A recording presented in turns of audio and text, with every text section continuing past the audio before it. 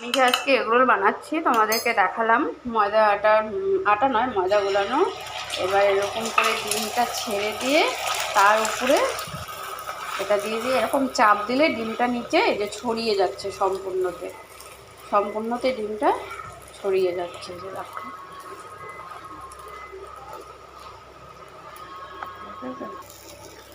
এবার যখন আমি উঠাবো, এই যে ওই পাশটা ভাজা আমার হয়ে গেছে, এই যে এরকম হয়েছে এই পাশটা।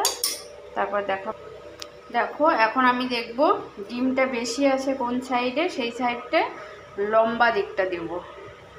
এটা হলো শসা আর পেঁয়াজ কুচি করে নিয়ে এরকম চিপে তারপর দিচ্ছি। লঙ্কা কুচিও দিয়েছি কম, তবে আমার ছেলের লঙ্কা কুচি পছন্দ নয়।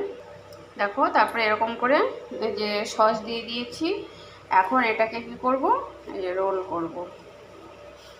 এটা হয়ে গেল।